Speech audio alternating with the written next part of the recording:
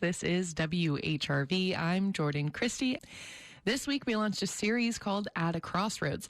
Southeast Virginia currently experiences the fastest rate of sea level rise on the Atlantic coast, and that's only expected to accelerate over the next several decades. The same water bodies that have helped our region grow and thrive now are a threat. Old Dominion University researchers, in partnership with WHRV, created an interactive map showing which parts of Eastern Virginia are most vulnerable to sea level rise. George McLeod leads the ODU team. He discussed the new online tool with WHRV's Sam Turkin. Hi, George. Thanks so much for coming on. Oh, you're welcome, Sam. Good to be here. Can you start off by telling us how this new interactive map works? Sure. So this map is intended to give folks a broad overview of vulnerable populations in our area and how those vulnerable populations might be impacted by future sea level rise related flooding. And so on the map are a few layers that give clues to that. And some of those are the CDC's Social Vulnerability Index, the flooding predictions for the years 2040, 2060, and 2080. And then how many buildings might be impacted by the flooding in those specific years.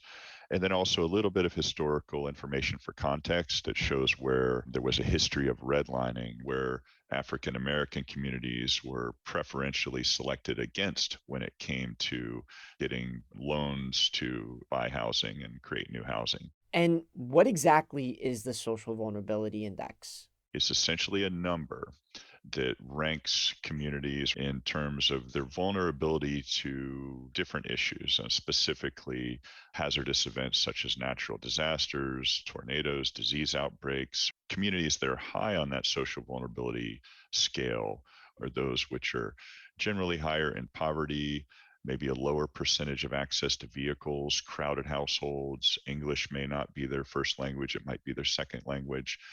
They might be older populations and more medically fragile, and just less able to adapt on their own. So, what are your main takeaways from the map? So the way we've structured our flood modeling is such that it provides a glimpse into the next 60 years of the progressive march of sea level rise.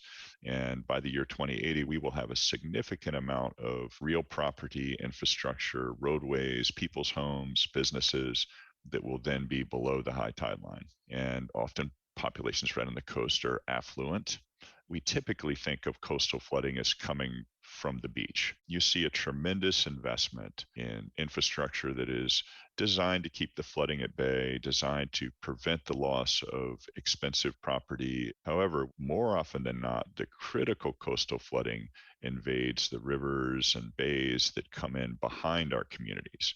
There isn't so much investment in the infrastructure that will keep flooding at bay. And generally, those are the areas that are more socially disadvantaged. They are higher on these social vulnerability indices and therefore less capable of remediating flooding impacts on their own. Now, why'd you build this? This is actually a project that we've been talking about for quite a while.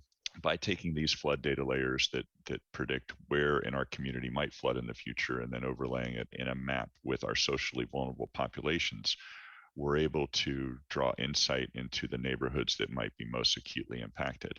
And in doing so, what we're really doing is we're pointing our community leaders to these socially vulnerable areas and indicating that they may need help in advance of those events. That was George McLeod. He and his colleague, Christopher Davis at ODU, built an interactive map showing which parts of coastal Virginia are most vulnerable to sea level rise. George, thanks again for joining us. Oh, it's my pleasure, Sam. Thank you for having me.